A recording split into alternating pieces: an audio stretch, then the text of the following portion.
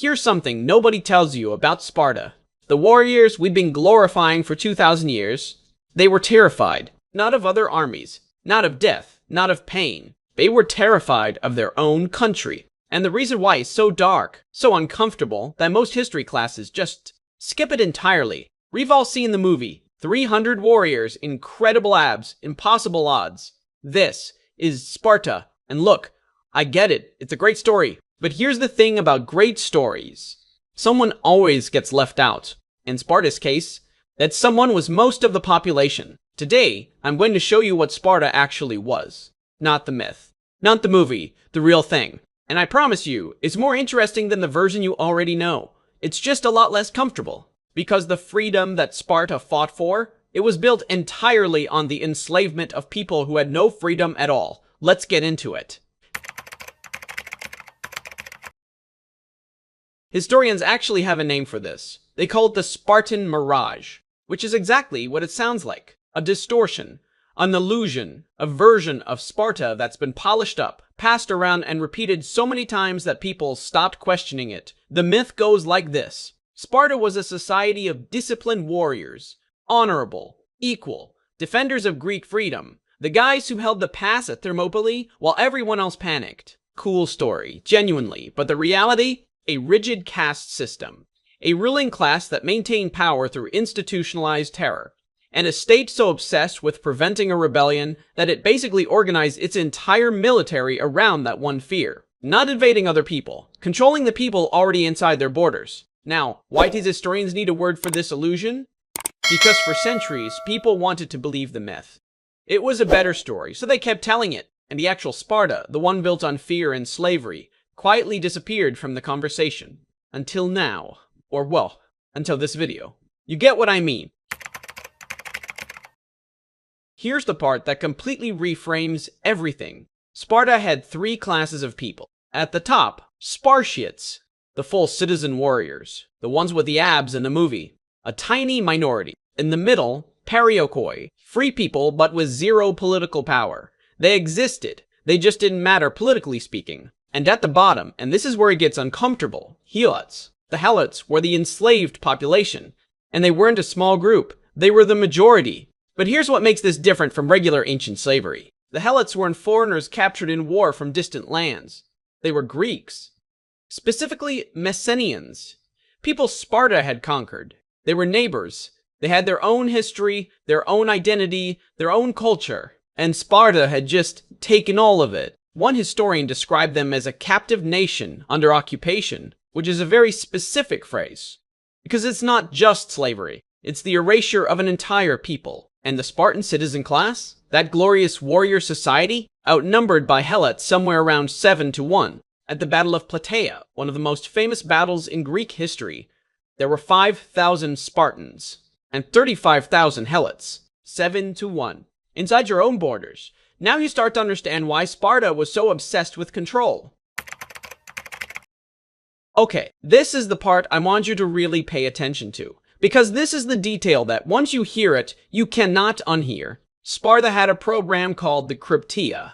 It's sometimes translated as secret things, which incredibly understated. Here's what it actually was. Every year, the most promising young Spartan men were selected. Elite, top of their class, and they were sent out at night, armed, with one job. Hunt helots.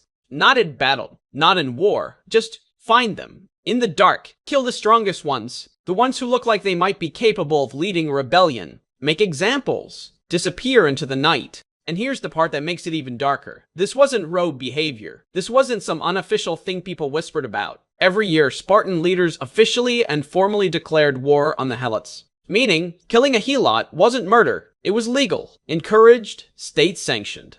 So the Krypteia wasn't a death squad in the shadows. It was basically a government program. And its entire purpose was psychological. Keep the helots afraid. Keep them uncertain. Make sure that even the bravest among them couldn't feel safe. Because a terrified population doesn't organize, doesn't plan, doesn't revolt, at least not easily. Alright, let's take stock of where we are.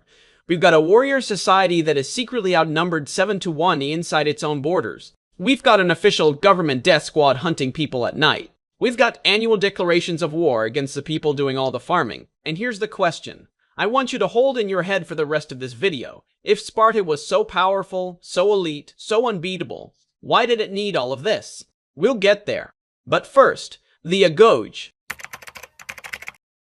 You've probably heard of the agoge, Sparta's legendary training system. Boys taken from their families at age 7 trained to be warriors, hardened, forged, and yes, the training was brutal. I'm not going to sugarcoat it. They were deliberately starved, beaten regularly, and here's the one that always gets people. They were trained to steal food. But they weren't punished for stealing. They were punished for getting caught. The lesson wasn't don't steal, the lesson was don't get caught, which tells you a lot about the moral framework they were building. There were public whipping rituals, sometimes pushed to the point of death. Emotional detachment was the goal, not a side effect. The system was designed to produce soldiers who were obedient, ruthless, and psychologically hardened. But here's what I want you to notice. That kind of soldier, completely obedient, disconnected from empathy, trained to use violence without hesitation, is exactly what you'd need to run a state built on terror. The agoge didn't just make warriors, it made the people who could carry out the Krypteia without losing sleep. One more layer to this, because I think it's the most underrated part of the whole story. Spartan citizens didn't work. Full stop, they didn't farm, they didn't trade, they didn't do labor of any kind. The helots did all of it. They worked the land, they grew the food, they handed over a massive portion of what they produced to their Spartan masters.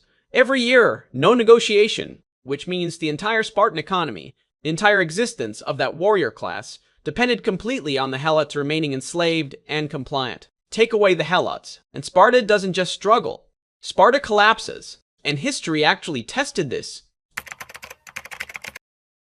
In 464 BC, a massive earthquake hit Sparta. Buildings fell, people died, and the helots, seeing their moment, revolted. Sparta nearly collapsed from the inside.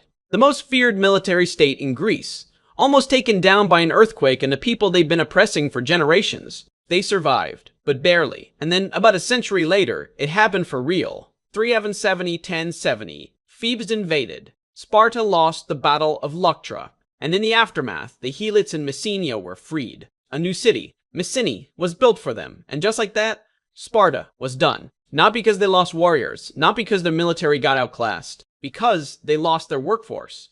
Their economic base, the people their entire system depended on, the most militarized state in the ancient world, didn't fall to a stronger army. It fell because the people holding it up finally got to put it down. I want to be fair here because oversimplifying history is its own kind of problem. Sparta wasn't only evil.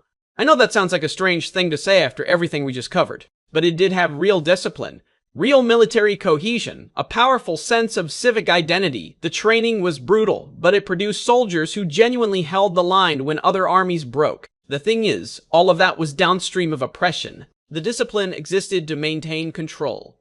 The warrior identity existed to enforce it. The entire culture was structured around one terrifying reality. We are outnumbered, and we cannot let them forget who's in charge. So the question isn't whether Sparta had impressive qualities. The question is, at what cost?